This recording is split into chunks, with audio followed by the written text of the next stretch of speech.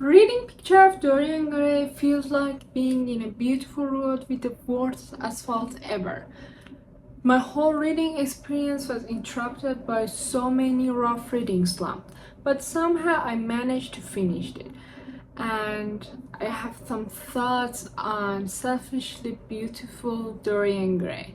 Hi, my name is Nazanin, and here we discuss books.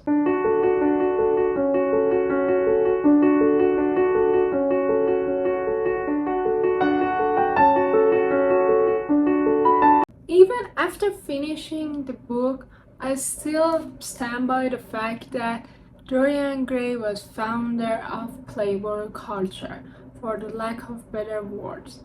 After his lover's passing away, the person who he wrote love letter and apology letter to, he just moved on in a snap of finger, and he asked for no mention of her ever again in a very cold and heartless manner.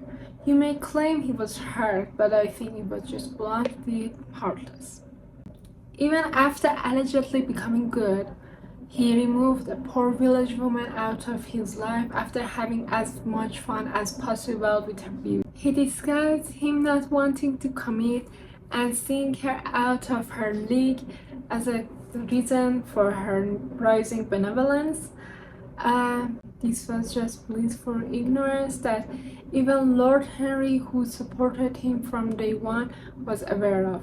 His spectrum of moving on was don't ever mention her again in front of me, and I did what was necessary to do, and I was the victim here. I certainly was waiting for a prize or something, regardless of the life he perfectly ruined. She had a marvelous time ruining everything.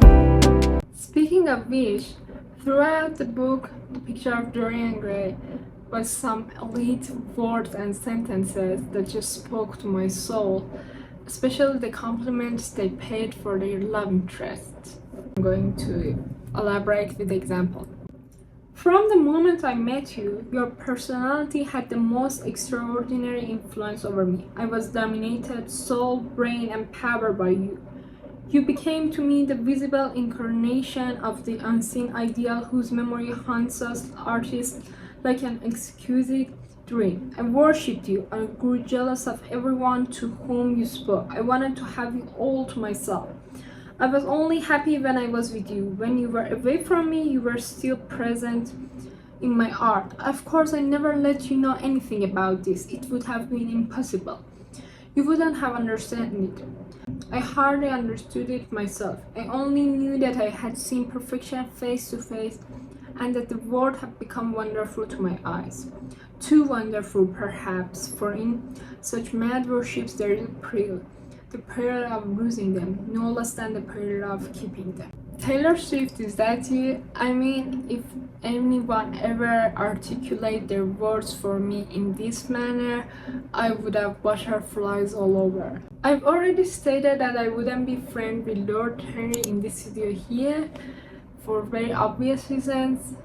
First, him having opinion on every subject and matter. Second, him being very radical on those very opinions he's formed. For example, he thinks when a man remarries, he has adored his first wife, but when a woman remarries, he detested his husband. And he goes on like, women try their luck while men risk theirs. I mean, as someone who is opposed to marriage in its traditional form and value, I don't think that you can condense important status such as marital status to a form of gamble. And since I have a lot to cover on this topic, I would make a separate video, so don't forget to subscribe so you don't miss that. The recurring theme in the last third of this book was his will to live and him being so adamant on living, and this question popped in my head, that why he was so adamant on staying alive and living, what he had to offer and receive from life that he wasn't ready to let go. Since he had beauty, he didn't endeavor much to add to life or borrow from it. All he ever wanted was youth, and he had it. As Lord Henry rightfully mentioned, he didn't make any sculptures or didn't paint any paintings. Life was his art, and I think he was a bad artist.